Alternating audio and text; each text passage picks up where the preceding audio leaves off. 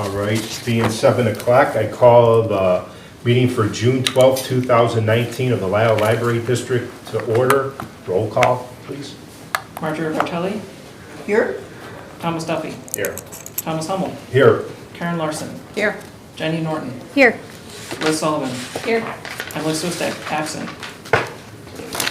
All right, next item on the agenda is for opportunity for visitors to speak. Do we have any public comment tonight? None, seeing none, we will move forward. Next item on the agenda is presidential appointment of standing committees. So I have appointed to the committees for Finance Committee, Jenny Norton, the treasurer, will chair. Liz Sullivan and Tom Duffy will also be on the Finance Committee. For Personnel and Policy, Emily Swistek will be the chair, and Marjorie Bartelli and Tom Duffy will also be on it, the Personnel and Policy Committee. For Physical Plant, Marjorie Bartelli will chair, Emily Swistek and Karen Larson will be on that committee as well. And just a reminder that the board president is ex officio member of all committees. So that's that. And then also what I would kind of plan is once we get further along here, when we get into like larger facility projects, we will probably do committee of the whole meetings. So we're all, I'm sure, got input on that we would want. And also we probably want to hear, especially when we have Jack Hayes from come in the near future, we're probably all going to want to hear that instead of just running through the physical plant committee. So we'll still have a physical plant committee, of course, like for some of the ongoing maintenance. But once we get into larger facility projects, we will do committee of the whole. The next item on the agenda is just the confirmation of new order of business. So what we've done here is a little bit little slight changes. We kind of reorganized the agenda. So the staff reports, which are the director and assistant director reports, will be towards the end of the meeting. They will not be read out loud anymore, as long as everybody's okay with that, since we already have the reports in our packet. Instead of just going through and having them reread it during the meeting. If there are questions, obviously, on those reports, we will definitely take questions and comments on those when we get to that agenda item. And also, hopefully with this agenda, or the way we're going to start organizing the agenda going forward, we get more discussion and more topics. Next item is assignment for reviewing monthly accounts payable. This month, Vice President Bartelli and Trustee Sullivan reviewed the May billings for this month, or May billings this month. Next month, Treasurer Norton and Treasurer Larson will review the June billings in July. I will have to sit with each of you individually to just show you how to do that. So we'll have to coordinate when we get closer to the July meeting, and then in August, Trustee Duffy will be up, and same thing, we'll have to get together, and I'll show you. And actually, I'll be reviewing the billings that month as well in August. Agenda item 6 is the consent agenda. Can I get a motion to approve the consent agenda?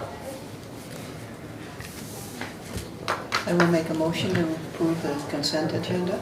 We have a motion. Do we have a second? I'll second. Who do you want to give it to? Liz or? I think it was Karen. Oh, was it Karen? I'm sorry. Yes, Karen. Okay, Karen, I'm sorry. All right. We have a motion and a second. Any discussion on the consent agenda? I have a question. Sure. On the item D? Mm-hmm. Okay. There's, on the recap of prior sheets expenses on page 54, if I can find it there. Turned all my pages upside down, no wonder I can't.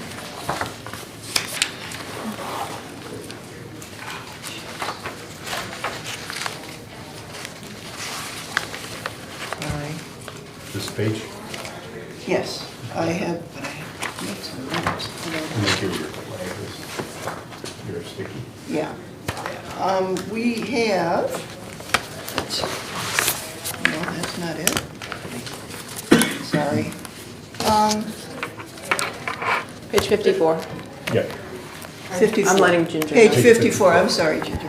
The second line, the total .02 building maintenance expenses, the amount of $15,389.18. When we look at the treasurer's report,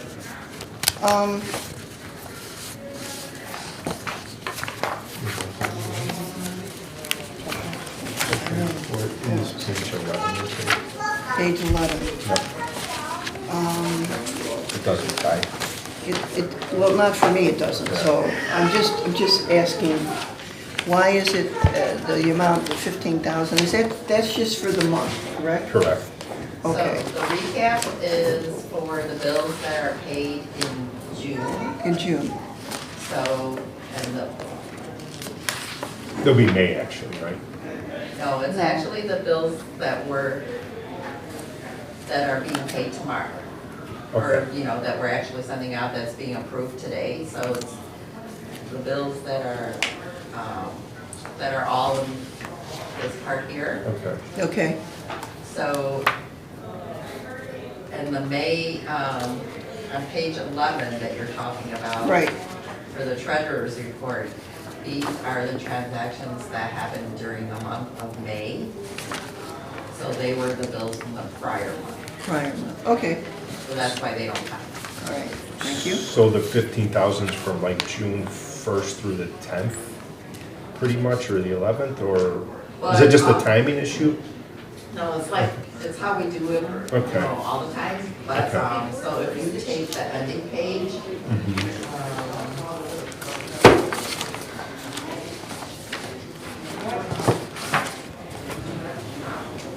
on page 42,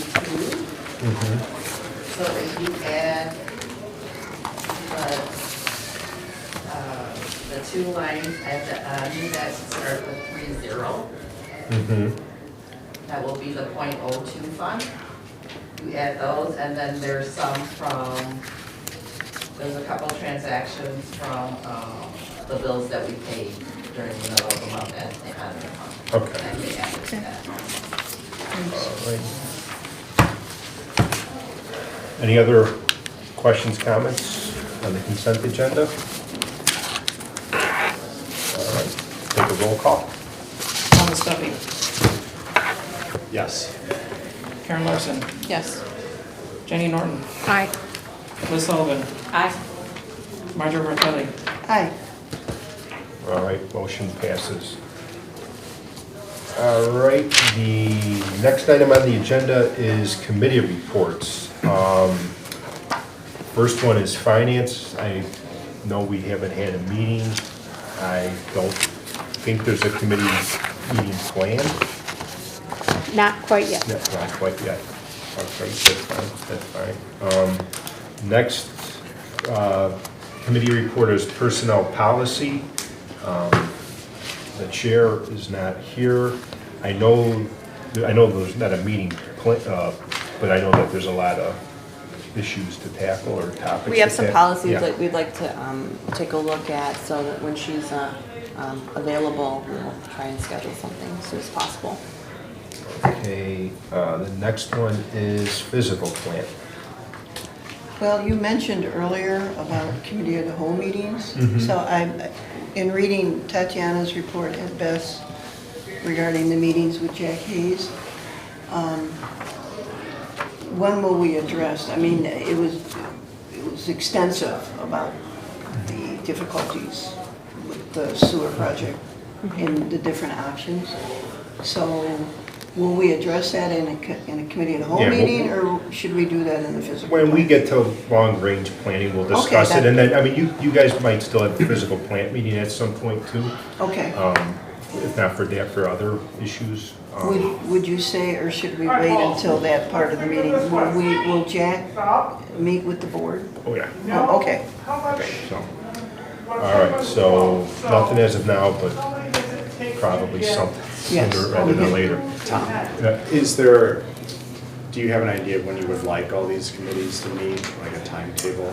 It depends. I mean, it kind of varies as far as issues arise. Like finance really doesn't have too much on the horizon. Maybe when the B&A, when we get closer to that. Ooh, I disagree. I Okay. think the finance, something that we were talking about, and I'm the person who is moving from the old finance committee to the new one, is having a 5-year plan of spending. I mean, that is something that was really an objective that we had. And, you know, unless that's something we decide not to do, I think that was something that we wanted, you know, to look at. And we need input from the other committees, and so the other committees, if they meet, then they need to give us input. And Jenny, I know I'm speaking out of turn here, but I think that was something I was going to bring up as soon as we had an opportunity to meet as a finance committee. Thanks for sharing. Sorry about that. So we set now, yeah. So, yeah, I mean, if that's something we want to look at, we can. That, I think, if you're talking about, like, as far as, are you talking about physical plant spending in the next 5 years, or spending overall? Both. I mean, Full 5-year looking budget. right, right. Instead of everything coming up as, All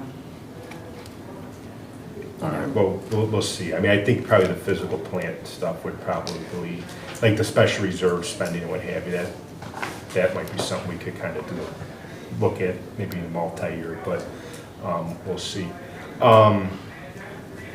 As far as, they finish your question, so personnel policy I know has some outstanding policies that we need to update, so they'll, I would anticipate having a meeting in July. Yeah. That's what I was yeah. probably assuming as well. Yeah, and then physical plant, I know we were, the last few months, not maybe the last month, we were kind of doing it monthly because there was stuff starting to come down the pipe. So we might, those might start again, maybe more of a monthly basis. So that's how it kind of flows. All right, next is unfinished business. Unfinished business, there isn't any. Next is new business. The first one is adopt a resolution 19-04, Lisle Library District Board members. Does somebody want to make a motion? I will make a motion to adopt resolution 19-04, Lisle Library District Board members. I have a motion, is there a second? Second. Jenny seconds, all right. This is basically just a resolution, just to say the 7 of us are board members. Is there any discussion, questions, or comments on this? Do a roll call. Karen Larson, aye. Jenny Norton, Aye. Liz Sullivan, Aye. Marjorie Bertelli, Aye. Thomas Duffy. Aye. All right, motion passes. Next one is 9B, adopt ordinance 19-01, ordinance authorizing non-resident cards. This is an annual ordinance authorizing public library non-resident cards by the tax bill method. Can we get a motion? So we want to make a motion on that? I make a motion to adopt ordinance 19-01, ordinance authorizing non-resident cards. Is there a second? I'll second. Karen will second. All right. Do you want to just kind of quickly? give Sure, a I quick can go over overview? that. So every year, the board must take action on how to offer non-resident cards and determine the fee for the cards. So the Illinois State Library states that the non-resident fee cannot be any less than the taxes paid by actual residents. So there are 3 formulas, and we use the tax bill method, and that mirrors basically what an actual resident pays on their taxes. So for homeowners, the tax rate is multiplied with the valuation of the non-resident's property assessment. So the non-resident must bring in their most recent tax bill, and then we calculate that cost. We multiply it by 0.003611, and the tax distribution rate as determined by the DuPage County clerk. And then for renters, we use a calculation, we charge a minimum of 15% of their monthly rent for the annual non-resident fee. All right. Any questions or comments on that? Seeing none, we'll take a roll call. Jenny Norton, Aye. Liz Sullivan, Aye. Marjorie Bartelli, Aye. Thomas Duffy, Aye. Karen Larson. Aye. All right, that is passed. Next item is 9C, and this is adopt an ordinance 19-02. This is a meeting date ordinance.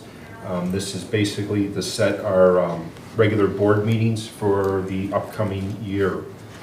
Can I get a motion? I got you on this one, Marjorie. Make a motion to adopt ordinance 19-02, meeting date ordinance. Okay, we have a motion. Do we have a second? I will second that. Sorry, Karen. We'll give It's okay. Just to move Karen along. or Marge? Karen? Give it to Marge. Look at Marge. You want- All right, this is, did you want to make a comment on Just the 2 dates? just a Yeah. couple of anomalies. We have our regularly scheduled board meeting the second Wednesday of every month, but this year on September, instead of having it on September 11th, we're going to have our regular board meeting on September 18th. That's the third Wednesday as opposed to the second Wednesday. And that's due to the schedule for our tentative B&A. Per statute, we have to allow for 30 days for the public to peruse our tentative B&A. And if we had it on the second Wednesday, we would be short by, I believe, 2 days when we calculated it. So we're just going to schedule our meeting on the third Wednesday of the month.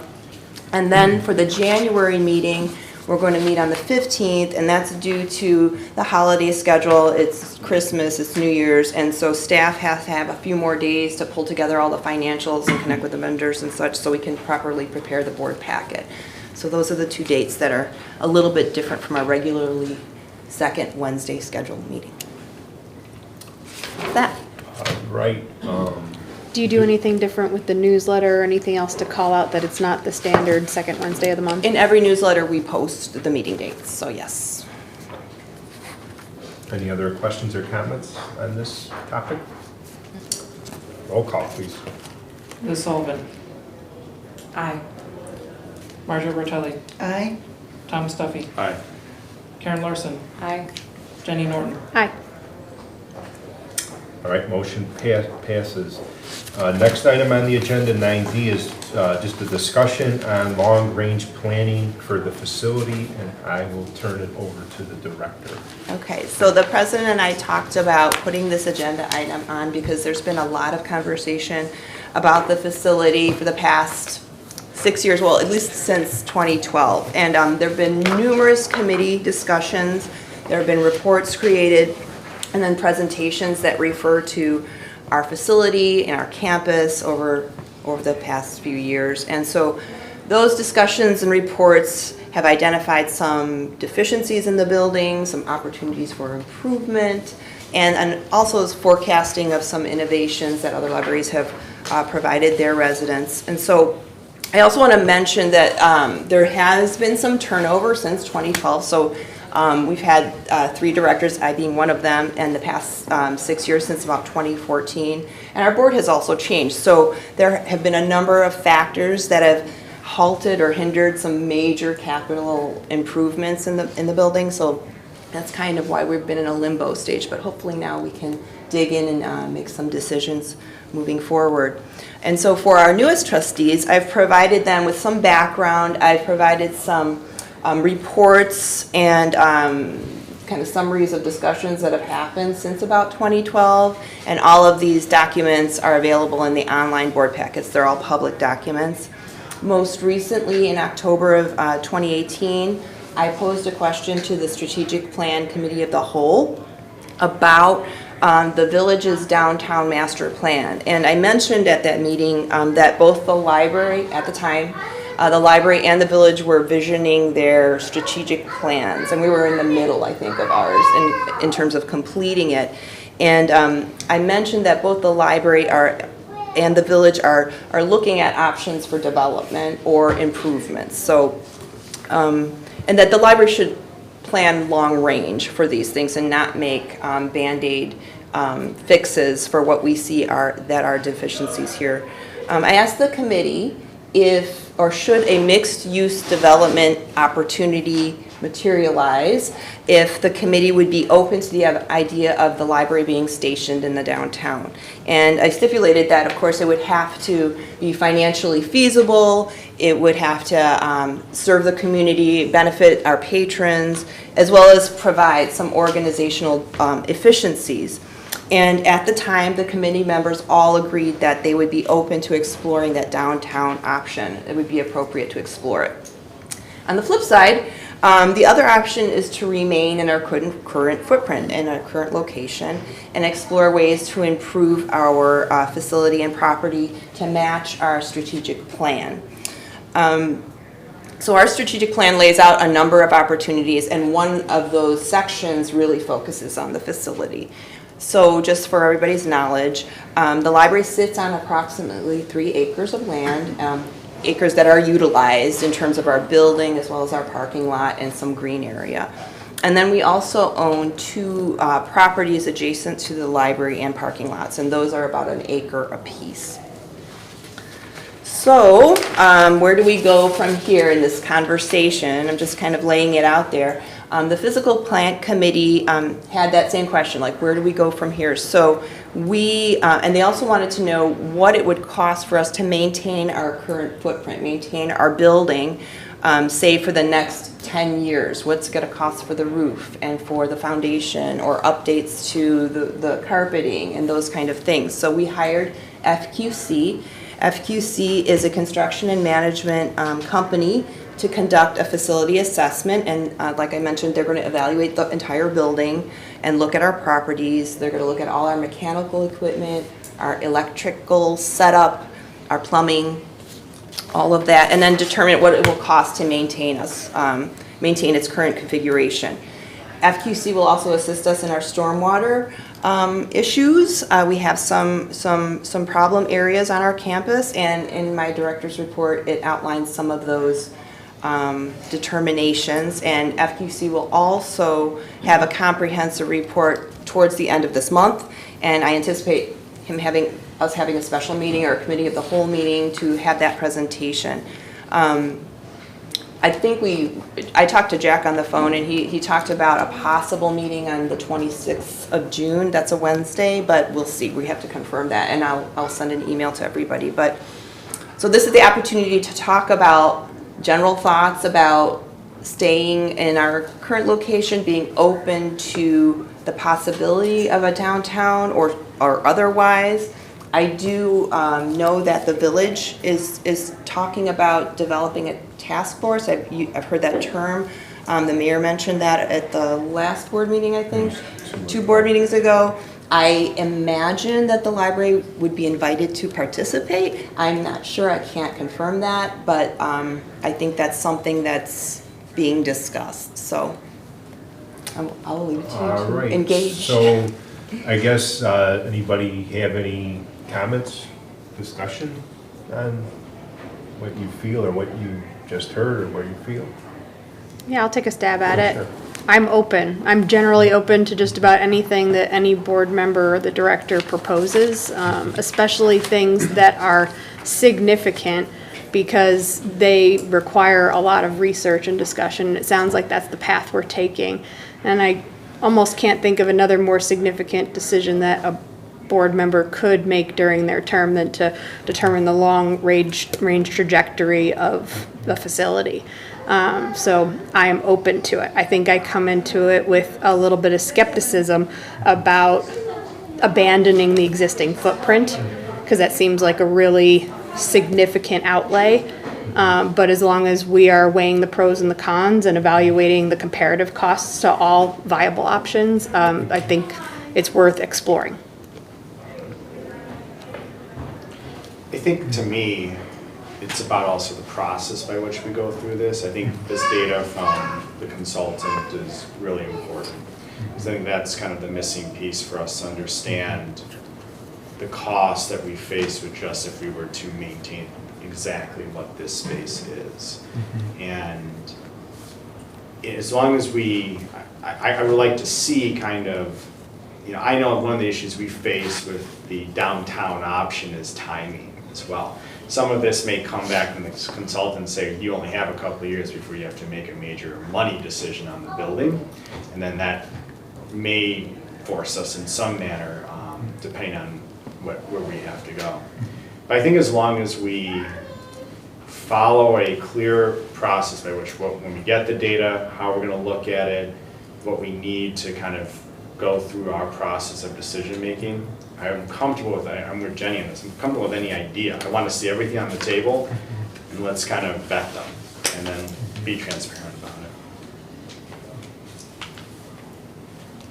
it. Anyone else? Yes.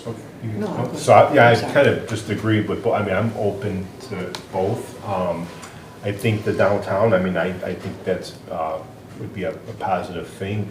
Hopefully it's realistic. I mean, like Trustee Duffy said, I mean, there's gonna be some timing issues, and there are a lot of moving parts, especially being part of a mixed-use development too. I mean, number one, you have to have the developer, and number two, it's gotta work for them, it's gotta work for us. So, I mean, that, and I know we're probably not gonna wanna wait forever either, regardless, so I mean, I don't know what that time frame is, but, no, I'm definitely open to anything. And then as far as the report from FQS, right? C. FQC, okay. It's, that might happen as soon as 2 weeks from now.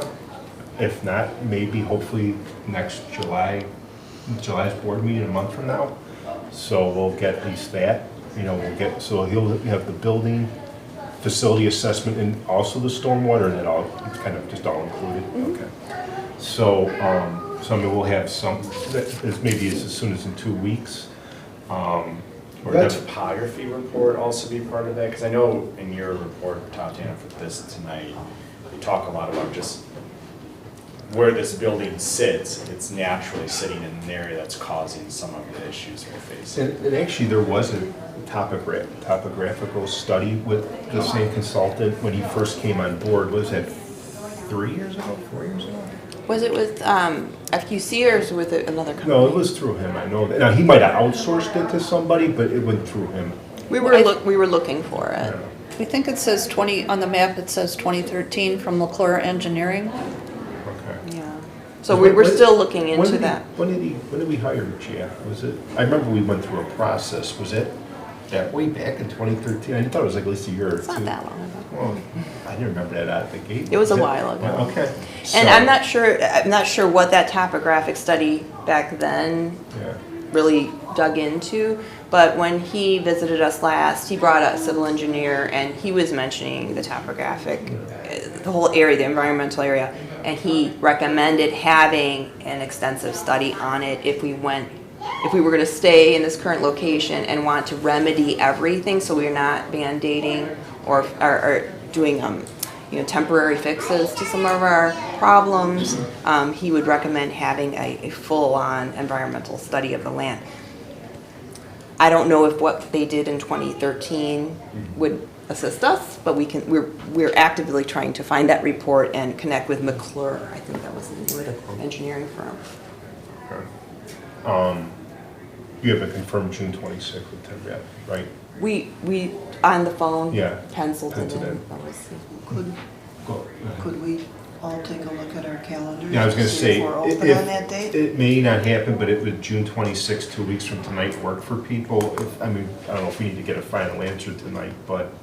Well, I I mean- mean, if we I know mean, we if somebody- can't, yeah, because I think that's it's probably very it. important. Correct. If we know we can't, then we'll just wait No, till. I can't. You can't do it for sure? And I What don't know are what the Emily's, dates? Next date? and I don't know what Emily's, We're looking at June. No, June 26th is probably the earliest. Okay. So July. and the July 3rd is, There was one in June for the 27th, the next day, Okay. and then July 2nd. I'm sorry, what were the dates, Chris? So June 27th, That's the Thursday day night. after. I think that's, we still have to check in with Emily. oh, yeah, absolutely, Right, yes. absolutely. I mean, the other thing is just to wait till the July board meeting on the 10th.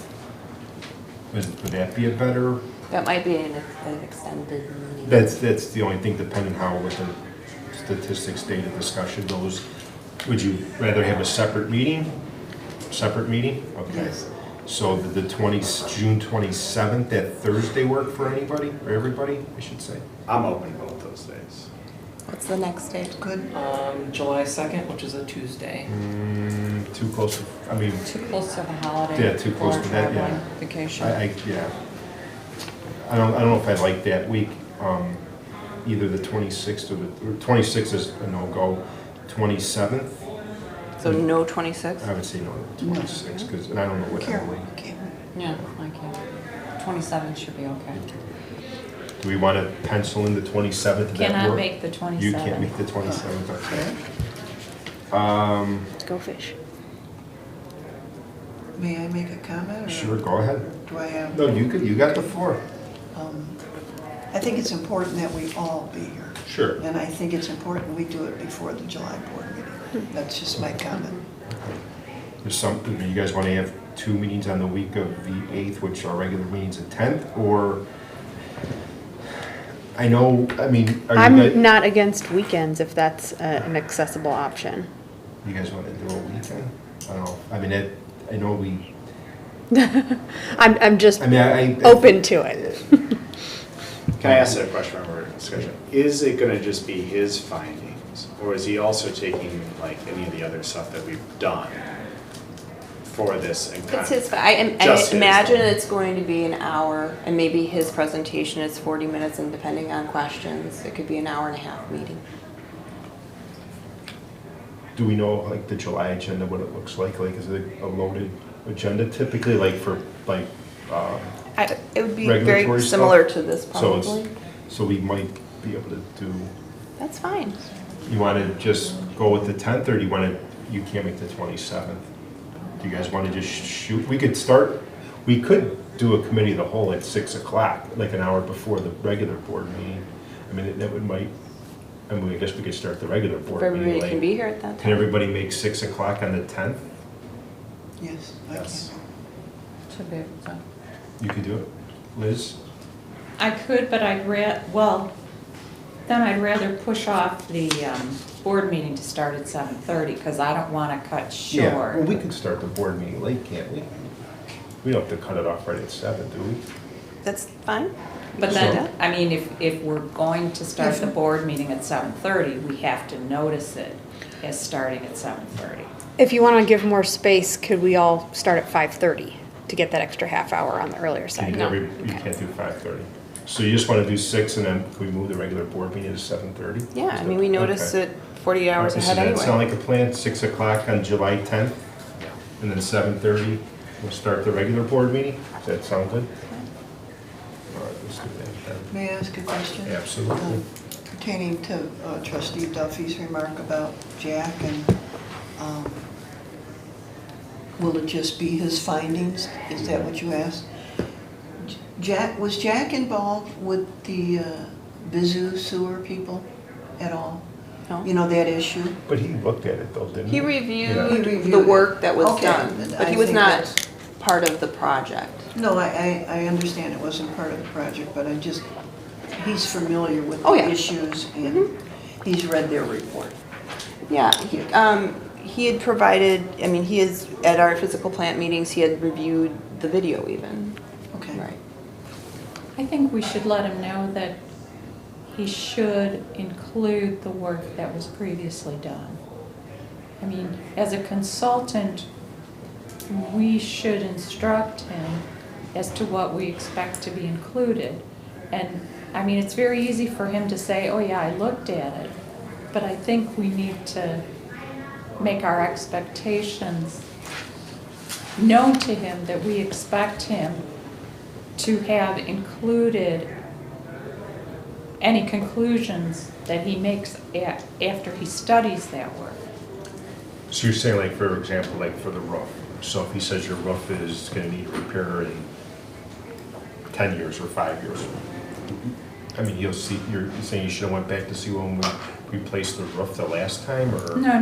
What I'm saying is that we paid for studies to be done in the past.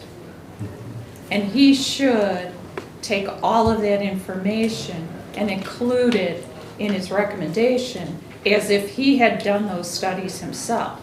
We're paying him as a consultant, so it's up to us to direct him as to what we expect of him. I don't expect him to only write a report on the work he has done. I expect him to include everything that we have paid to have done.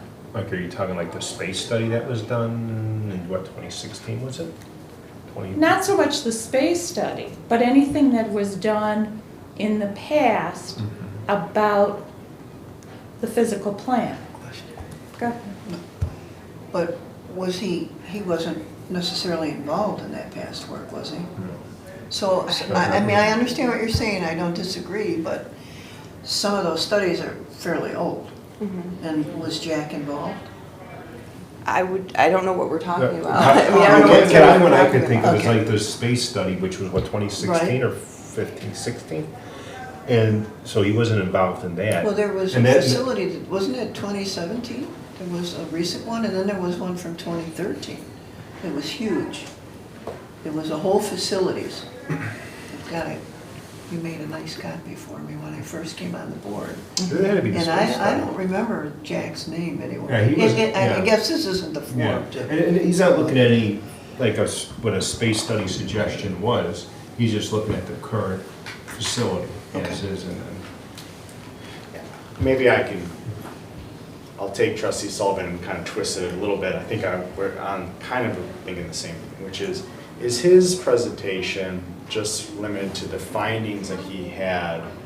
Or is there gonna be like a different presentation, which is here are his findings, plus any other previous stuff that has been done for one comprehensive, okay, this is all the stuff we got, and now these are all the potential recommendations. Like, that's kind of what I was getting about the process. Like, it's fine if this presentation's only limited to what he's been doing, and that's fine if that was his scope.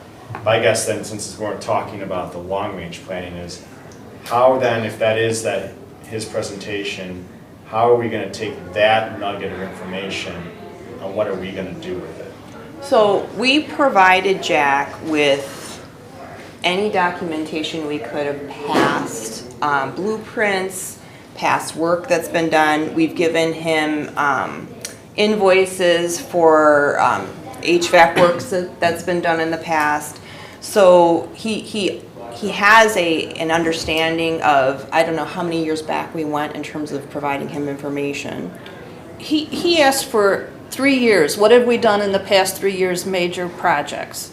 Like the elevator modernization, and he knows when the roof was put on. He asked about the, sealing the parking lot, things like that. So those are the elements that he has. Okay. But we also gave him probably 5 years, anything larger that we did.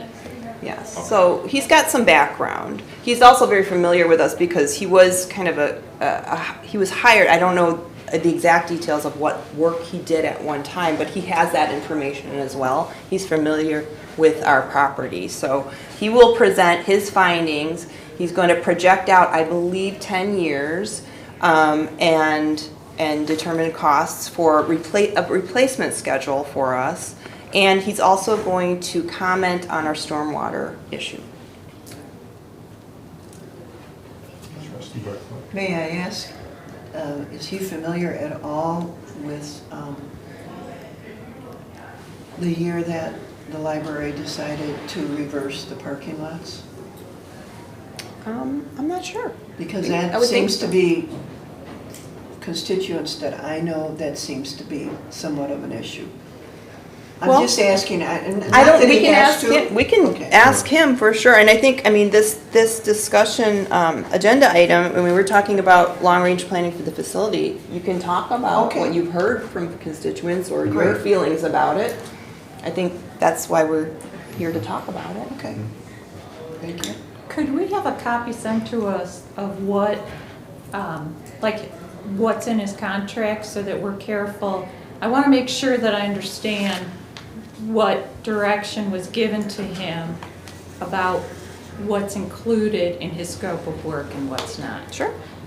That'd be great. I don't know if anybody else wants a I copy. do. Yeah. I think Yeah, that me would too. help us, because I think one of the keys to what you're trying to achieve is we want to be as well positioned and well informed to make a decision. And whether it's this person taking his own observations and layering in prior work and comparing and contrasting or not. The point is, we want to have everything in front of us so that we don't disregard past work or past experience. So if we at least start with knowing what the scope of work is for this, then we have better idea of what we're going to get out of that presentation. And if we have an opportunity to ask for more, then ahead of time would probably be helpful to him as well. Sure, we discussed the scope of work at physical plant, but yeah, I can send that to everybody. Thank you. Can I ask another question? Sorry. Absolutely. We're still in discussion, right? Oh, yeah. So we get all this stuff from Jack. We also have this space study as well, which isn't technically like a facility type, it's a utilization, I guess is the best way to put it. I think that's when I get to my initial comment at the beginning, this is about processes. That's a whole different one. Did Jack, I imagine he didn't really take that as part of his scope, because Nope. he's more just structural based. Yep. But that is another component, which I want to make sure when he comes here, because I also don't want to ask him questions that are outside of his scope. He's not going to be aware of that, and since we have time, we don't limit on time, we don't want to press him on different things. But I would say that we want to make sure we kind of piece those two together at some point. Well, and I totally agree, and then it's kind of a three-legged stool, because what's missing is the aspect of efficiency. When the space study was done, and when the facility study that we're gonna get is done, there's no, how do we make the processes as efficient as possible? So it's kind of like the third leg study still needs to be done, and then the three have to be combined, in my opinion. And just, I mean, he's just looking at the current facility. So this, as far as a baseline, and then anything above, I mean, that's something we'll be looking at in the future months. And plus, like I said, we got two options on the table. Maybe the possibility of moving downtown or staying here. So this is just kind of setting the baseline, I guess, would be my way of looking at it for the current facility. Any other questions or comments on this topic? No? Good discussions, guys. Yeah. Good discussion. All right. All right. Was there anything else you needed? Yeah, good. All right. And then the next item is 9E, and this is discussion on the working cash fund and the options with it. So I will turn it over to Director Weinstein. Okay, so at our last regular board meeting, the former president asked that the new board should determine kind of the fate of our working cash fund, and one or two trustees mentioned they wanted to dissolve the fund and add it to corporate. I believe another trustee was pretty content with keeping it as is. Other trustees were open to dissolving the fund and moving the monies into the special reserve fund. So no decisions have been made regarding this fund, and that's why we're here tonight to talk about it. I've discussed this with our attorney regarding the timeline for dissolution, because there are statutory requirements to do that. And you have the timeline with the applicable calendar notes. It's that little chart I provided, yeah. Did everybody get this? Okay. You got my supplement? Okay. So if the board chooses to dissolve the fund and put those monies to use, there are basically two choices there. We can dissolve the fund and keep them in corporate, or we can dissolve and transfer those funds into special reserve for larger capital projects. So I'm recommending the latter for two reasons. Number one, the library is undergoing discussion and planning for larger capital improvements and projects, and we will undoubtedly utilize our special reserve funds for those projects, whether we remain at our current location or whether we move and do something else. And then number two, our corporate fund reserves are currently being utilized to supplement our budgeted expenses. So we want to remain within our policy guidelines for our general reserves, and our policy states that We can accumulate up to 12 months, but we recommend keeping between 6 and 8 months. So if we added the working cash to our current corporate reserves, we would be out of step with our corporate reserve goals. So my recommendation is that the working cash move to the special reserves. And as mentioned, I consulted with our attorney. He concurs. And he also provided feedback regarding how to proceed. And that's what's in that little chart there that you were given. So we can go over the chart. If you see at the top, in terms of working cash, we're at about $417,000 and some change. And that's as of the May 31st Treasurer's Report. We begin our new fiscal year in July, and we use our 1920 working budget. We start that July 1st. In August, we have the tentative B&A, and if we move to transfer working cash into special reserves, we will have a legal footnote on that appropriation ordinance allowing for that transfer. In September, we have a public hearing for the B&A. That's just to give you some kind of guidelines for the calendar. In November, we adopt the levy ordinance. That's something very different. That's our tax levy. Then in January starts the calendar year. We start working on the next working budget. In May, we approve that working budget. And during that time, we can review any other transfers to special reserve. And then in June, a year from now, that's when you adopt the resolution to dissolve the working cash fund. And that's per the statute, and those were provided to you on the same sheet here. And then immediately after adopting the resolution to dissolve the working cash fund, you adopt a resolution to transfer monies into special reserve. And then, of course, in July 1st is your next fiscal year. Just one quick note also, this is not the last time we're going to discuss this. We're not making the decision tonight. This is just a briefing, but we should probably come to a consensus regarding working cash before August, because as you see here, that's when we would have to put the legal footnote in the appropriation ordinance. For the B&A. Yeah. So that's just a briefing. Any questions? So, any questions or comments? I'm just trying to understand as far as the corporate. When you look at page 11, the treasurer's report, for corporate, so cash receipts this month. I realize the cash balance is large because we're at year end, right? And this changes whenever the real estate taxes come in. But if we're talking about the Miller analysis where it's, you can only have 2 times what 3-year average. you spend in a year in your operating fund. During what time period? I mean, if you At the end of the year. At the end of the year, so Audit. there's no way that the 400,000 approximately comes close to. No. Oh, okay. We wouldn't be So in, that's, we wouldn't it's be, not in jeopardy. The No. Miller analysis. we then wouldn't would be not in tax objection jeopardy. Okay. What we that's would what be in is we would be out of step with our current policy in keeping over 12 months of operational reserves. That's where we're in, jeopardy. It'd be outside of our policy. And may I ask, that was probably formulated well before I was on the board, What's that? having the policy. What is the reasoning for that?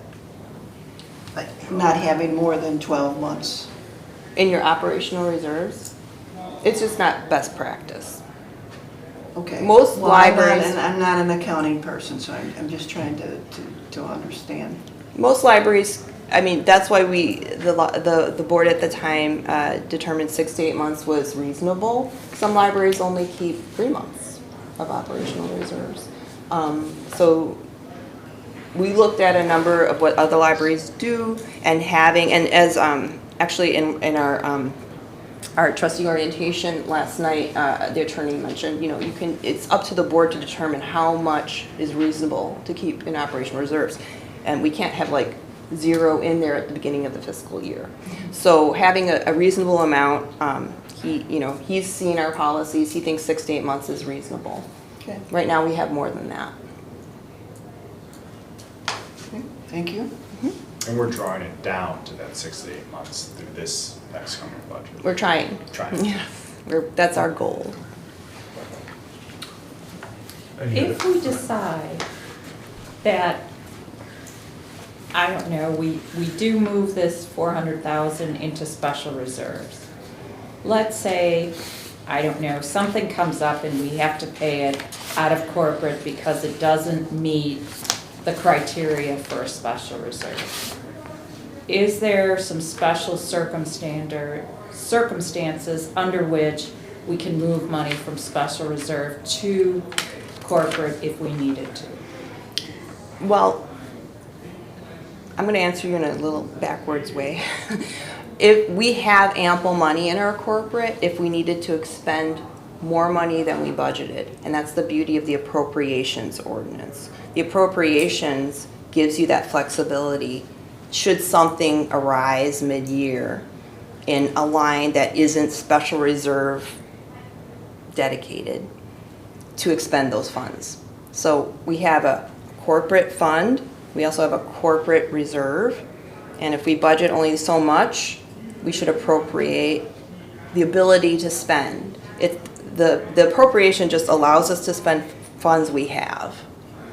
So we budget what we believe we will expend, but should something come mid-year that we feel we need, we appropriate out so we can do that with funds we already have. Okay, I'm confused. So you're saying that even though corporate is reflected as a single fund, there's actually, inside of corporate, there's corporate and there's corporate reserve. There's operational reserves. So that's, oh, I'm sorry, Liz. So my question is, why don't we break it up into two funds and reflect it that way? Because There aren't two funds. We have a corporate fund and there's reserves within that fund. Okay, is there any reason, it would be nice to know how much of the let's call it 5.2 million is reserves? Ginger, do you want to explain? Well, within that 5.2, there's already some taxes that are in there that we've received in May and that we've received in June that we are holding on to because we can't use it this year, so they're deferred. So we're holding them there until we can use them technically next year in July. So there is some other money that's in there besides just the money that's designated for this year. Okay, let me rephrase my question. How much of this money is considered reserves? I would have to do some kind of analysis. I don't know off the top of my head how much it is. Neither do I. So what I'm wondering is, could we, on this report, include somewhere a footnote that says corporate reserves equal X? But in theory, isn't it, whatever in the corporate, isn't it all in reserve, technically a reserve? I mean, obviously, some of it's gonna get expensed in the rest of this month. Right. But isn't technically, as of May 31st, this is what's in the fund, which in theory is your reserve amount, right? Except for the part that you've collected in taxes for next year already. So it's, so pretty much it's, with these fund balances is the reserve for the most part. Okay, let me go back to my previous question, which is really what I wanted the answer to. If, for some reason, we move the money, the 400K, into special reserve, and we decide we need to spend it in something that doesn't meet the special reserve requirement, because the requirement to spend out of special reserve has restrictions on it, can we then move money from special reserve into corporate, and if so, how? I think legally, yes, there are hoops you would jump through to be able to do that. Okay. But I can't imagine the need to do that ever because we have a very healthy corporate reserve. So I'm an accountant. I'm not a library statutory accountant by any means yet, but maybe by the end of this term, we'll see. But what I'll try to do is be a translator. I'm not guaranteeing success. What I'm hearing though is one thing that I'm hearing that Liz's questions and Director Tatiana's answers are gearing towards is funds moved into special reserves it's pretty much a one-way street. It would be highly unusual, highly, hoops to jump through, things like that. So that is a part of the consideration, is thinking of that as a one-way street. And to your concern or challenge in saying like, well, if we moved 400,000 that was in working cash accessible now to a place where it's less accessible, and we later decided we needed to spend $400,000 more than we previously planned. Tatiana's answer is, well, we have, in theory, more funds in corporate than we plan to spend in a given time frame. So while we're using that word reserve, I kind of think of it more like cushion, or that there's more in that account than is expected to be spent in a certain healthy period of time, like 6 to 8 months or whatever. So you would still have the funds you needed for that unexpected purpose. You wouldn't need to pull back from special reserves because there is more cushion already in corporate. And then just Totally understand that. What I'm saying is worst case scenario. We have an incident that our insurance says you're only covered for $1 million. Somebody sues you for 10. You got to pull some money out of somewhere. Okay, that's what I'm saying. Worst case scenario, can we move special reserve to corporate?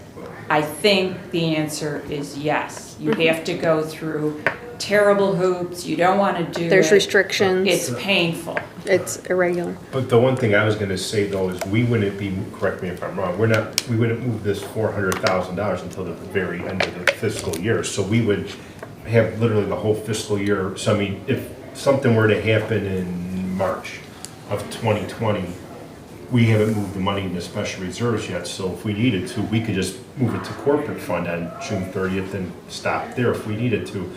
If nothing happens, then we can move it to the And if I were only looking out 1 year, I would agree with you. But I'm looking out 5 years. I'm looking out more years than that. But there's two things we could still do besides doing the difficult task of moving it back to corporate fund.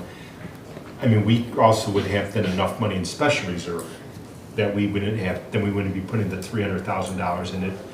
Hypothetically, for 1 year, we could take like a 1 year break, hypothetically, possibly too. So I mean, we could do that. I mean, I think we'll at least have a whole year in front of us from now to see if we want to do that. And again, we're only going to, the plan would be right now is just to appropriate it, not move it, but at least give us the option to move it at the end of a year from now, at the end of the fiscal year. The board can decide what we want to do. We may say yes or no. So it's just to keep it open. We could also, I mean, so I think we should have an appropriation to give us that option. What we do a year from now in June, we'll have to see. Didn't we have a gentleman's bet, you and me, that you could never move from special I reserve was always to told, corporate? I was always told by So prior. don't you order, I owe you a couple bucks, I guess. But I was bucks, always yes. told by prior administrations you can't move it back. you Well, can. I'm not an attorney, and if you would like me to ask the No, attorney, you don't I can need to, do you don't need that. to pay $200 now. All right. You would also probably need to have a BNA that lets you do that. Correct. But we can vote to change the BNA. Yeah, at any time. We You- talked And about you have to it. have a 30-day hearing as Which well. is So why you have we to do- plan yeah, for all but of these That's why we things. had the September meeting, the third Wednesday, not the second. I owe you a couple bucks. Okay. Any other questions or comments on this topic? Is there any reason why, right now, the $400,000 cannot be spent by the library in any way? It's inaccessible money. Well, It's a no, restricted we can, fund. yeah, it's restricted. We can use the funds, but we have to replenish them. It's when it's there in the statute, if you, I'm not gonna read the statute again, but it does talk about, you can use it for, if we didn't receive the taxes or a certain amount of taxes, we can use those funds to assist us in our expenditures, but we have to replenish that fund. So It's a borrowing bank, basically. Okay. But by moving it into either the operating fund or the special reserve, we can then spend it, right? Yep. So the way I envision it, there's no reason not to move it to one of those two funds. Well, that's the question. That's the question. So we'll be tackling that in this upcoming fiscal year, first in the B&A in a couple of months, and then probably have to make a decision a year from now what we want to do with it. Well, I guess, since this is our time to discuss it, is there anybody that would see a reason not to move it to one of those two funds? I think we're gonna, I think it's probably gonna get moved. We're not gonna make a final decision today. I think when we get into the B&A here in the next one in August, was it on Yes. the August? Also, we could definitely have that discussion when we're doing the B&A, but I don't want to speak for everybody, but I don't. I don't disagree with it, but we've never had to use it, right? Like, we've never had the instance where we didn't collect the taxes. And even if we then had to did, dip and even it, if we did, we got the corporate fund reserves, we got Yeah. money, so. All right. Any other questions or comments? Good? All right, so the next item is 9F, and this is another discussion point. It's on statistics and data. I had the director send out an email asking for board members to maybe give a suggestion on one or two data or statistics that they would like to maybe see drilled down on. We've kind of done some of these things in the past, I know. I think we've done databases. In the past, I provided like an annual database statistic report, website statistic report, digital platforms, and as mentioned, in October of 2018, I drafted a comprehensive trends and circulation report. I gave that to the new trustees recently, and that looked at per capita expenses and local and national circulation statistics and future library service trends and things like that. And so, one of the goals of whatever we kind of come up with here as a group, and obviously we just want to keep it to one or two for the next meeting, and then we could always tackle these on a monthly basis or whatever. But kind of, I know it came up in a previous agenda item, but we got to decide what we want to do with that information too. It's good to get the information, but what do we want to do, or kind of maybe think of what we want to do to tackle it? Like, I'll kind of start here. Well, I think, go ahead. I think this stemmed from the statistics that are provided in the packet, like the color-coded Sure. statistics sheets. And these were devised way back, I think, back in 2014. And we've changed them over the years of what we've provided the board. We've expanded them with the 3 directors ago. So I think there have been some board members who had mentioned, like, what are these telling us? What are they really saying? How are we counting these numbers? And of course, every year we do other reports that provide statistics, like the IPLAR, Capita Grant, and things like that. So that's where this has come from. So when we look at the statistics report that's provided in the board packet, there's always some questions about what else do we want to see. And so last year I was providing the board little snippets, but there was never any follow-up. And so we'd like to kind of see what is the goal of providing additional statistics to what you already see in your board packet. So, like, I know I looked at the statistic sheets and I came up, I thought of some things too, but I'm gonna actually hold those off until we do that, maybe a second round of this. But the one I kind of thought of, and I'll kind of start here, is if there was a way to pull, like, see where the library cards are, like what neighborhoods are well served, and like what maybe neighborhood doesn't have a lot of library card holders, like what area, do we have a neighborhood or a subdivision that's underserved? So just for discussion, for example, I don't know if I'm just using it as an example, so I could be, like, let's say Steeple Run, for example. Maybe there's not a lot of, the percentage of library card holders in that neighborhood is low. Then there might be something we would want to tackle, like, okay, let's think of a way to maybe try to target that neighborhood and see if we could get more library cards out of that neighborhood, or something like that. So that's the one I'm kind of going to bring to the table or suggest that we maybe look at, is just library cards by neighborhood and see what type of information and see. Now, if it's pretty well balanced throughout the community, then maybe that's gonna be a tougher tackle. I mean, if there's like a neighborhood that's underserved, that might be easy, okay, an easy to say, okay, at least we know there's maybe a area here that we need to do a little bit better on. But if it's pretty balanced throughout, then we might have to say, okay, how do we get our library cards up across the whole district? So that was kind of mine to start. I don't know if anybody wants to add to that or bring theirs to the table, either or. So I know we have a lot of new trustees. That was the only thing I was a little worried about doing this right away, but I figured we could see where we're at. I mean, we could, you know, maybe this is something we do monthly or at least quarterly, I think would be good. Because I know we've always tried to dive, I know this is going back, not just the last board, even previous board members have kind of asked more about the statistic sheets, so. This might not be a very smart question, but when a family's issued a library card, is it worth tracking whether the kids are using it or the adult in the family? Because when you look at the adult on the monthly circulation, we have adult use services. I mean, is there any benefit to knowing, you know, what percent of kids?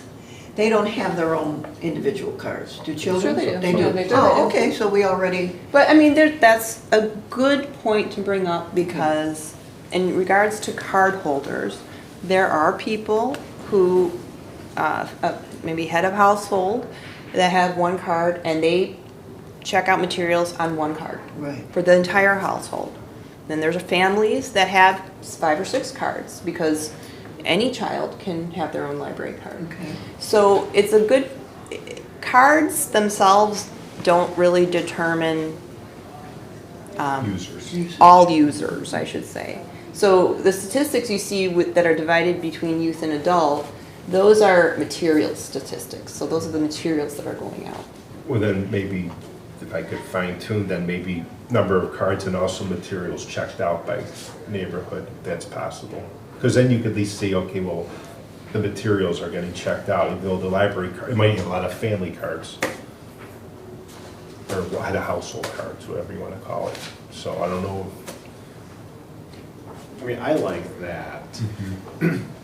This is one surprise Tatiana, me with data. By the way, if you check my library card, it's all Paw Patrol. So trust me, I'm not reading that. You know, the one thing is when I look at all this data, it's too much. I like 4 or 5 points tops. I think the staff time alone getting this is probably too much. But what you're looking at, Tom, is really getting, I like the idea of the studying of kind of the areas of usage, because that can then target specific ways to, how do you market to that neighborhood? How do you drive usage up there? Is there a reason why that they're not using it? Are they our farthest reaching in our district versus the closest? I think that actually can be usable versus how many Facebook likes or Twitter users and stuff like that. That doesn't tell us much. We want to get to how to identify opportunities for improvement. I agree with everything Trustee Duffy just said, although I would say, and I definitely agree with the point about cost-benefit analysis of the time that staff probably puts into this versus how much value we're getting out of it. We want to make sure we're not wasting staff's time. So this is good that we're discussing this to try to make this more meaningful for us to support our decisions. But I would say I think I would come at it from the angle of what kind of data do we need to support our decision making, and if we work backwards from that. And so what is our decision making about? You know, well, we have to have our goals, and if our goals are things like increased usage, then, you know, again, so I think we need to start at the end of what we're trying to achieve and then work backwards. And so part of that would be, how do we market to people? So that's where I would disagree with you and say, I do think we want to keep an eye on how much social media is getting hits, because then we'll have an idea of how much reach we currently have and whether that is significant or insignificant, and whether we need to continue that way, increase that way or go an alternate route. Can I jump in on that? Is I almost look at it as, so a good example of a metric here is the number of patrons that have entered the building. Now, this is a great number of 13,000 or 12,054. Really what I more would want is the per day, and per day versus per weekend. That gets to kind of how does it peak, where is it active, and then excluding special events. So, It's like this one. yeah, some are reading one, that's for my comments later, but like that's a good example where it's gonna inflate it. But I wanna know the per day, how does that ride? That gets to a goal, right, that Trustee Norton's talking about, is what is our goal of patrons visiting per day and per weekday throughout the year?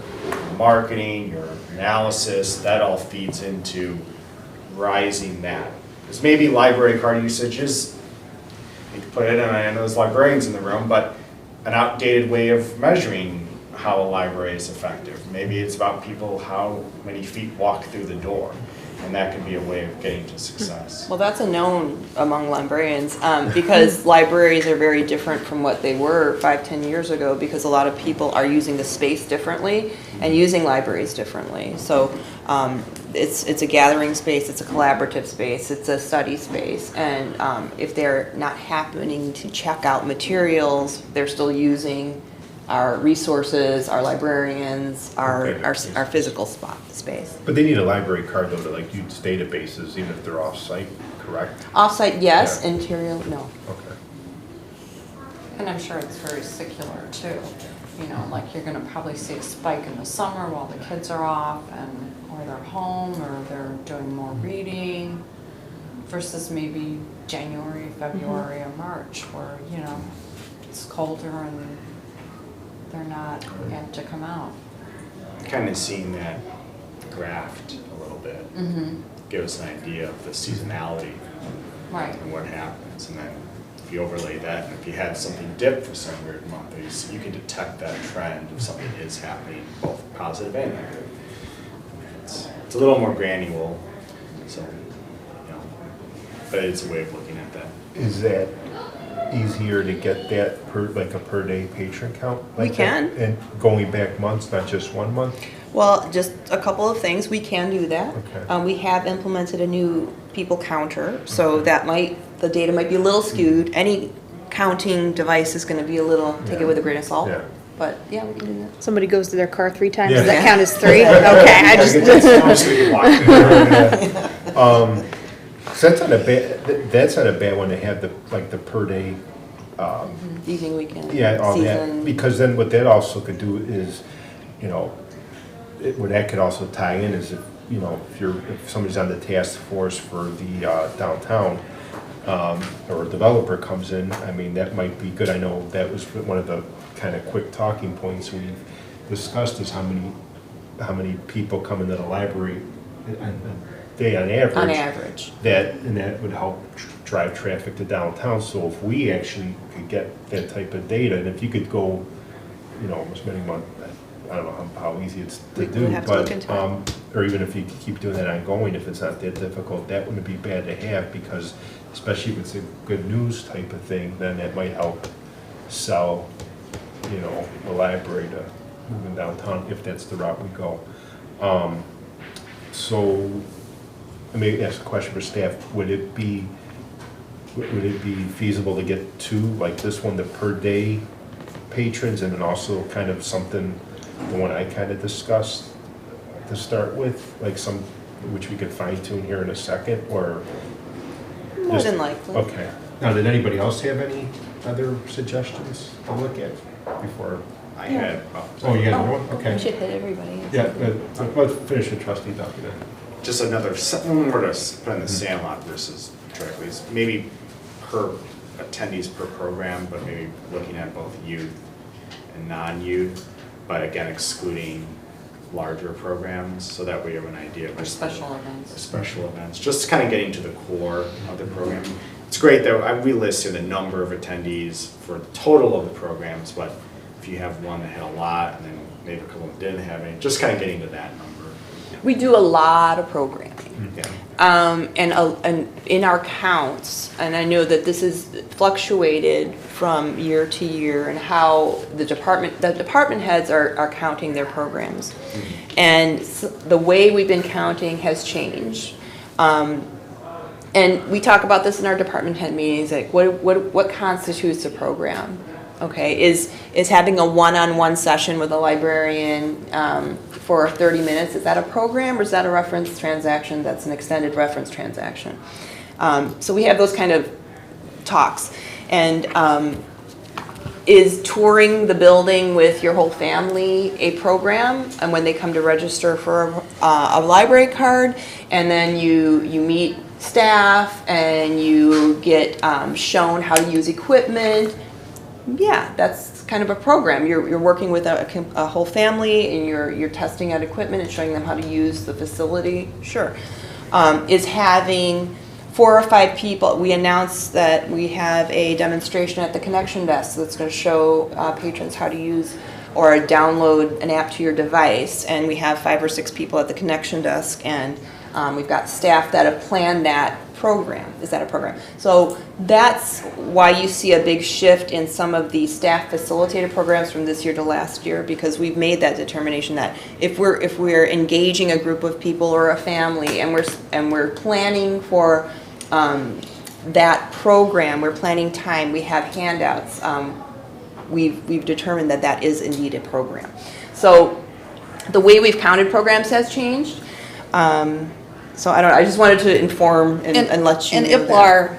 IPLAR suggests how we should count, what defines what a program is, which is sometimes different than what you would normally do. IPLAR is our annual Illinois Public Library report, and they give us instructions on how to count programs, and every year it's a little different. So sometimes they want us to count passive programs. What's a passive program? A passive program is maybe we have a table and there's no staff involved, but there is instructions for patrons to work on a craft or develop something or add input and maybe take a survey or something like that. That's a passive program. And then the next year they won't ask about that anymore. So there's different ways. So that's just food for thought when we're talking about program numbers. I kind of asked a similar question too. And so some of this is also trial and error, some of these program numbers. I know this was asked last month, and I kind of followed it up, and it was more of some of the numbers also could be trial and error. Like, so yeah, there was a lot more programs, and the attendees were relatively flat. Besides the way you report the programs now, there also was some trial and error. So, oh, sure. Yeah, so. I mean, we will try a program out, and then we have very little attendance, and maybe we'll try it out for 2 months or 3 months, and we say goodbye to it. So it wasn't as simple in my head. I never said that out loud, was it? All right, yeah, I think that, anyway, I almost would say whatever you guys feel, just a stab, maybe, of whatever programs you want to look at. It doesn't have to be all of them. If you just want to, for example, just do a couple types of programming, just something, I mean, to kind of look at, like, maybe ones you're interested in that you think should be driving people through the doors, that would maybe be a good method.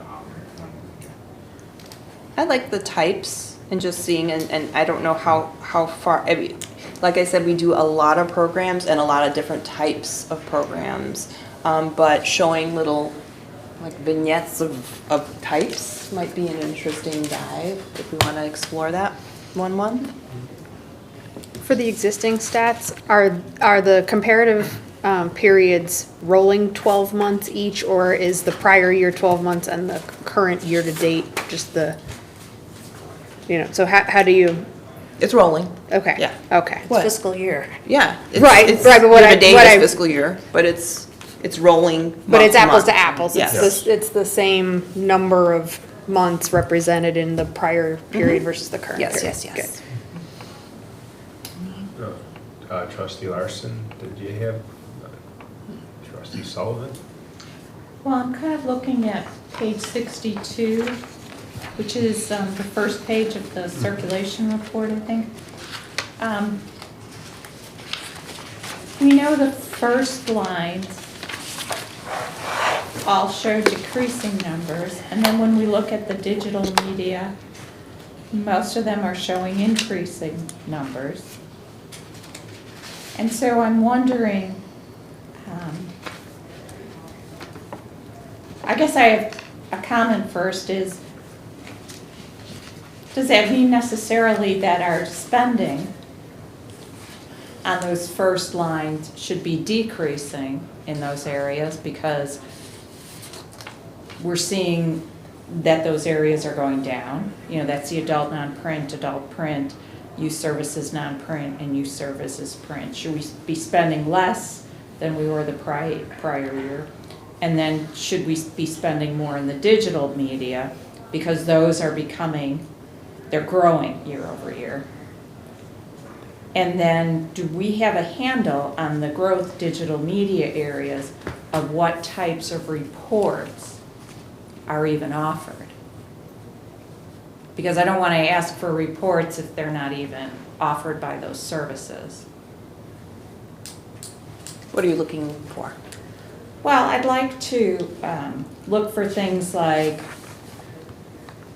how many, it says like how many checkouts there are, and then I'm assuming that then that's the number of people using them. The fiscal year 17-18, and that's 16,000, that's the number of the people who have checked something out. That's confusing to me because it's kind of like, so 16,000 people have checked out Are you talking about 2,000? overdrive? Yes, I'm on Overdrive's Okay, line, she's I'm right there. sorry. That's not, I think that's checkouts, physical materials, because that's our materials checkout. So if we're looking at adult print, non-print, and then below that is Overdrive, Hoopla, and RB Digital, those are material checkouts. So there are 16,000, let's just say titles, yeah, good word there. But we can, for each of these digital platforms, and I thought that report was provided maybe 6 months ago, but we can dive into Overdrive and Hoopla and pull reports that show what formats are being used if that's your interest. Right, and it'd be interesting to know, is it, like, I'm gonna exaggerate here, but is it the same 3 people who are just using a lot of them? It'd be interesting to know, We have limits on all of our digital media, so like Hoopla, it allows only 10 checkouts a month per patron. okay, and I know with Overdrive, you can check out 5 and then you can't check out anymore. No, I think it's 10. Did Is it it 5? change? I would have to look into that. I think that's higher than 5. It might be 15 actually. Okay, because 2 nights ago it was 5. So, I use another library to do 15, so I can do 20. Because I do store a lot and I do audiobooks all the time. But I don't want to just do it based on my own. Most libraries only allow residents to use Overdrive, if you're talking about Overdrive. Oh, I know. I know exactly that they do that. But I know people there. Gotcha. Say no more. So I think, we need to look at, to do some deep dive, like is it the same people who are using it? Because there are a lot of people that I talk to and I tell them, they're buying a subscription to Audible. And when I tell them that the library offers it, they go, "You're kidding me." So like we could save them, I think their Audible costs them $15 a month. That's a lot of money. So they're already paying taxes here and they don't know, so maybe part of it's word of mouth and maybe it is the same people checking out a lot. Well, So I'd like, yeah, that's fine. And part of that, Dive is, or from what you're saying, is marketing our resources, and that's a challenge that any library has. We have a lot of valuable resources and marketing that to our our residents is important to do. Well, right, but I don't know if that's a problem or not. What if these 16,000 items checked out, or I'm sorry, 22 for this year, what if they went to 22,000 different people? Could be. Yeah, without the deep dive, I don't know. So that's kind of the kind of data I would like.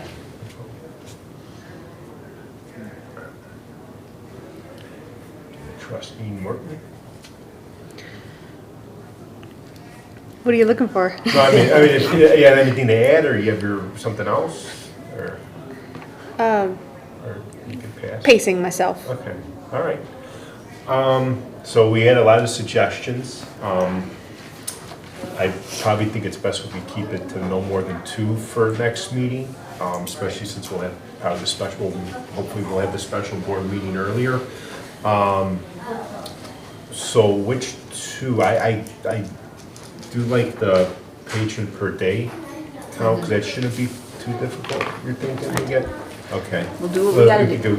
You know, we can always revisit it, and then, are we, oh, you know, I know Liz had some good stuff. And Trustee Duffy also had with the program numbers too. I would think maybe saving those 2 for maybe a later date possibly, and then the one about see if we could pull, I would say library cards and library Area. materials by area. Is that good? Was there some fine tuning, or is library cards and library materials good enough? And do we want to break it up with youth and adult services, or no? Just that's fine. Just library materials, library cards per area, neighborhood? Can you combine though, so as we were just talking about there, the titles, digital versus in print, can we combine that so that maybe those communities maybe have small library cards, but they're high usage of our digital outreach? So is there a way, I know this became even more complicated as I said that in my head, Yeah. so maybe we stick with Trustee Hummel's approach first, then what? I don't know, that's gonna be, Oh. because I think some of these vendors, they don't want report-wise connect the barcode to the material because of confidentiality. But, I mean, I will look at all we can provide you for next month regarding our service areas and as far as materials go. For sure, service area and cards we could do. Because I was going to say maybe just look at the cards service area, and then I mean we could always keep that piece and then look at that second piece in a future month, and then we can maybe tie the 2 together. Yeah, perhaps. I'll If you could get see what I can do. Because I don't want to have too much, you know, that for the next meeting, especially like I said, we are planning to have a special board meeting prior at 6. So, is that everybody good at that topic? Okay. Next item on the agenda is staff reports. So this is where the director and assistant director's report. You know, historically they've read them back to us, but you know, we already have that information, and it's on the website for the general public to read as well. So does anybody have any questions or comments for the director or the assistant director on the reports? Or I guess any comment in general in regards to the director or assistant director. For the volunteer program for Yes. adults. Yes. Once it's, once it's fully up and running, it's up and running, but you're fine tuning, I guess is the best way to describe it in some manner. What will be the method in which people can sign up to be a volunteer? Like, is there an outreach that occurs, or kind of event? Is there, in other words, you guys have a marketing plan that'll be attached to it eventually, that kind of thing? I would like to put it in the newsletter. We will have a link on our website. We will link out to a form, hopefully a fillable form, so people can check off their areas of interest, and then send us their information, and then we can get back to them and place them.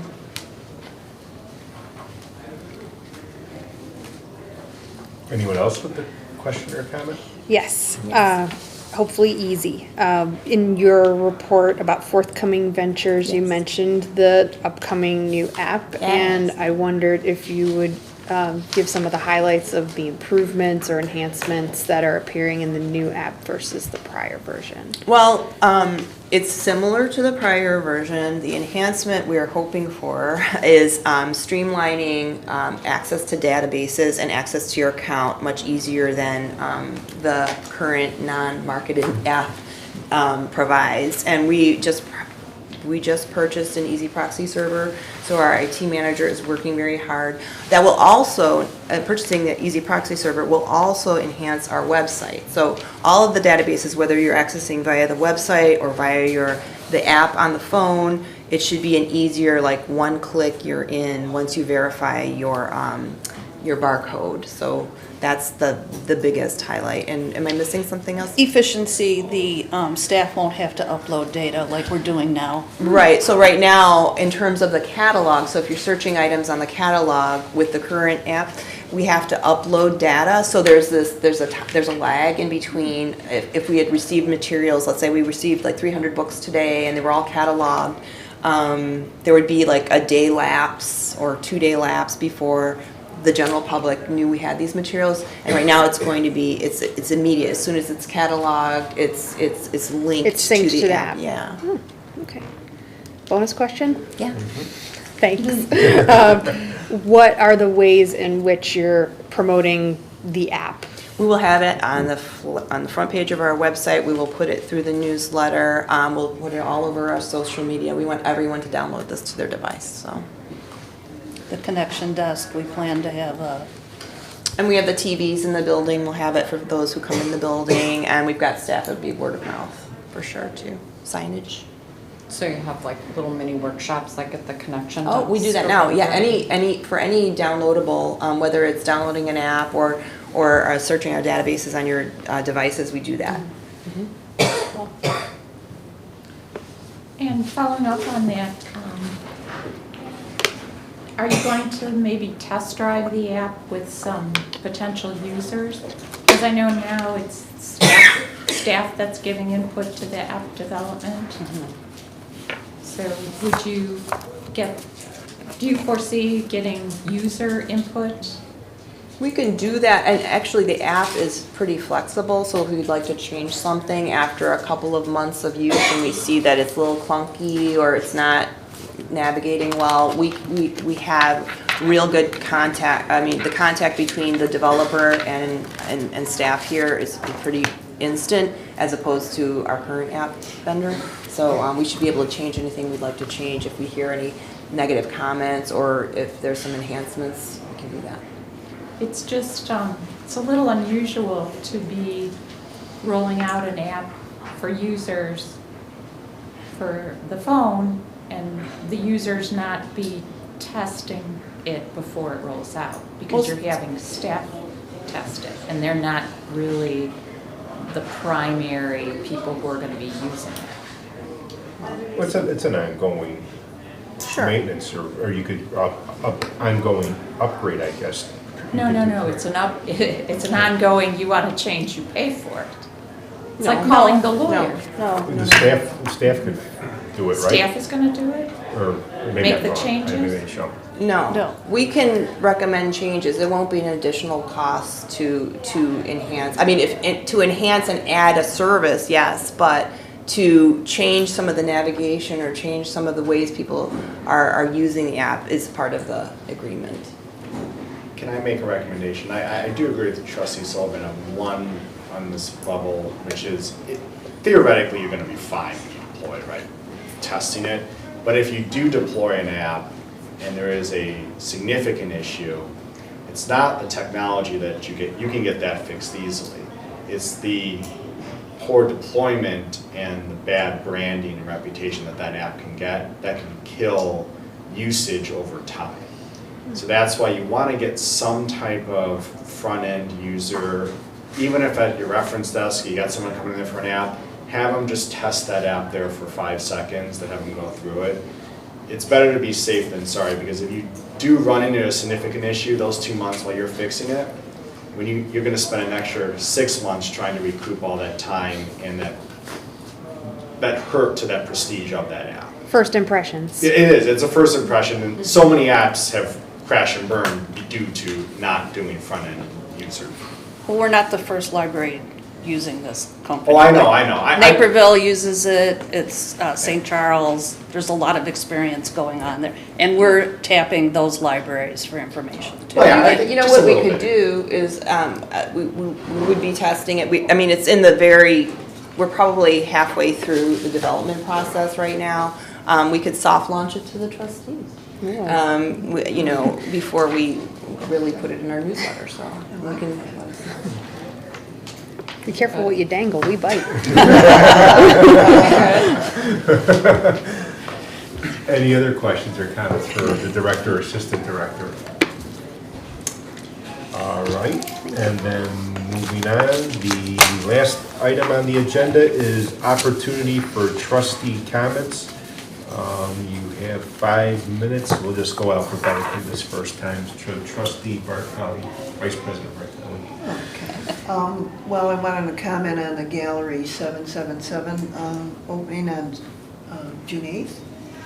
It was great, well attended, and spoke with Gail while I was there.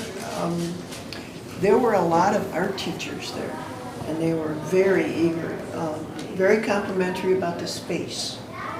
They loved the open windows and the light, and they took a lot of information from Gail. Great. So I think, and if I may mention, it was the DuPage Art League teachers, and they seem to have a lot of artists that would like to display here, so very positive. And the art that's up there now is beautiful.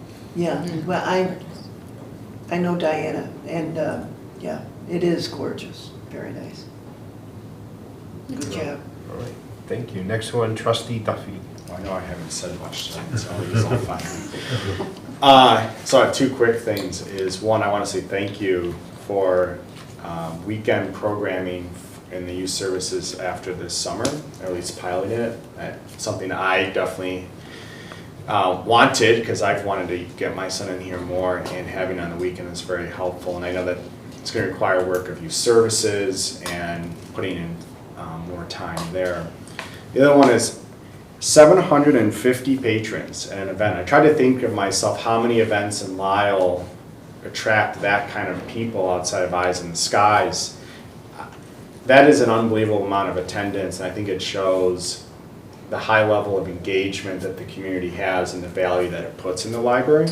And I can't think of the amount of work that went into that. I enjoyed it, and I want to thank the staff as well. I think that really gets when we were talking about the metrics. Sometimes you can't fully measure it just in circulation. 750 residents showed up. I think that that's, I applaud the staff for that, so thank you. Yeah, I was here at the summer relaunch, and I knew it was crowded. I said, this has to be a record, and I think it was, wasn't it? Yeah. And I know, was it 400 cupcakes were gone within the first hour? I don't want Popular. Tom, what were you doing by the I didn't get it. I cupcakes? know it was good. I was staying awake, so I didn't want to eat them.